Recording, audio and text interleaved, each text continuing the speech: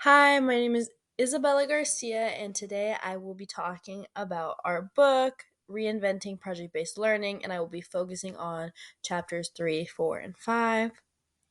So, an overview of what I'll be talking about today again, it's chapter 3, which is going over imagining the possibilities, chapter 4, strategizing for discoveries, and chapter 5, making assessments meaningful. Now, to begin off with this, I'm going to be giving a brief definition of what is project based learning. Project based learning is teaching in a way which students learn by actively engaging in real world and personally meaningful projects. So, to start off with chapter 3, Imagine the Possibilities, I'm going to give a brief overview of what exactly went on in that chapter and summarize it for you. So, textbooks can be outdated and misleading, projects are better. Now, you may ask why projects are better. So, with projects, it connects directly to students' frames of references, interests, and experiences. Projects are able to engage students and make situations and lessons applicable to real life. And when projects are based around community, students are more likely to act and become invested because if it's a part of their own community, they feel more drawn to it and connected.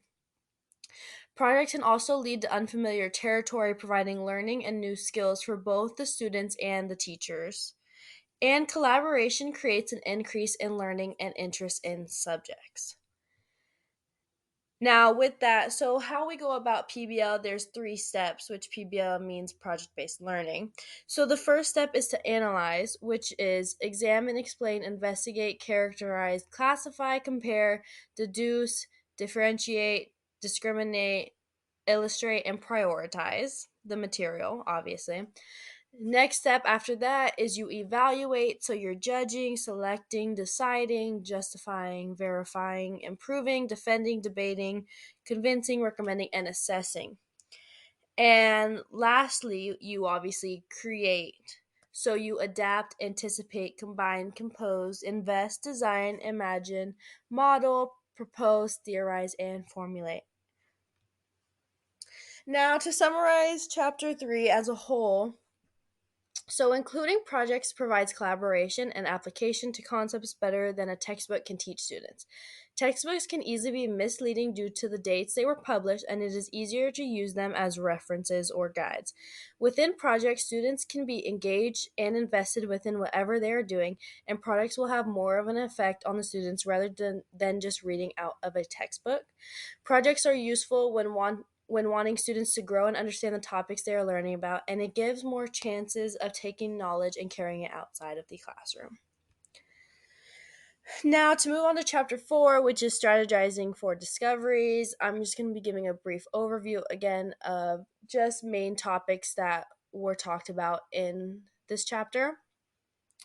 So, you're considering a variety of sources for project inspiration.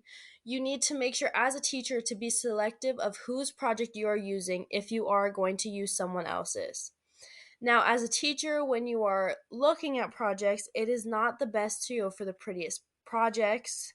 You need to be able to pay attention to the quality of the students' experiences and focus on what the students will be able to do with that material rather it looking its best. Don't invest in busy and long projects that have no emphasis on the subject at hand.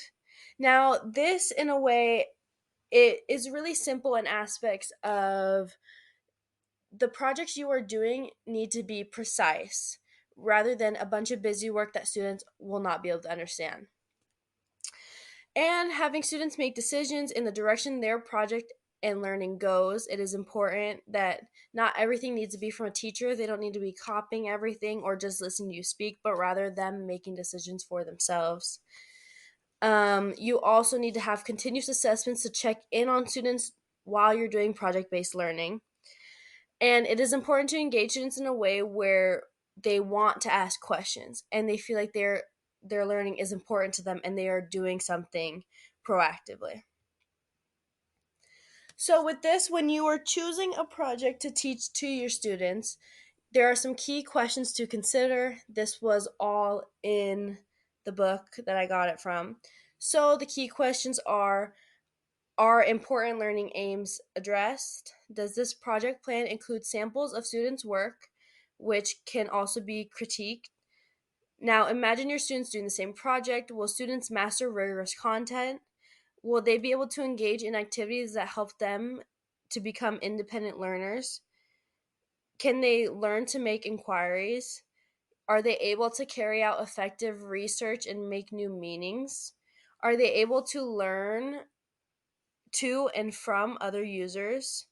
And are they able to use tools for important purposes? So these are just a general understanding and questions to go about when choosing someone else's project or even creating your own project. So, the summary of what I just went over: projects can be very effective when they are sought out correctly. As teachers, there must be a selective process of picking projects and creating new ones.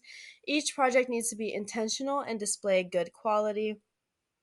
A project should not be too short or too long, and it needs to have enough information for children to learn, but not too much where they feel overwhelmed by materials.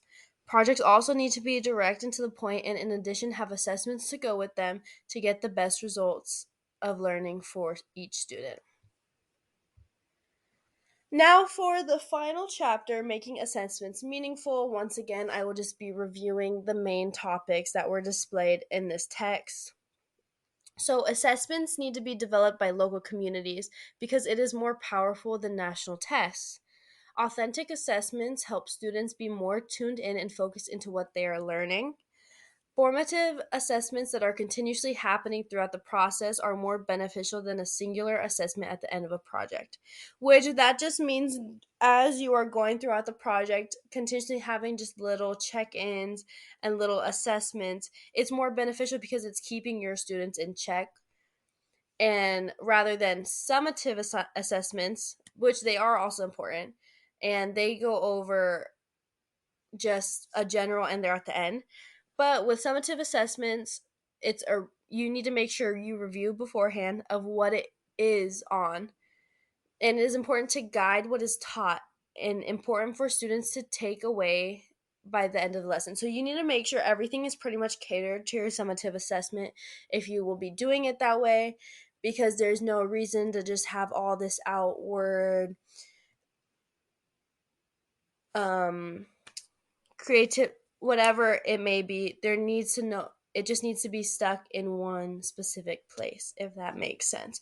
So you're tailoring it towards all your lessons need to be tailored toward what will be at the summative assessment rather than just outside things that will not be on it.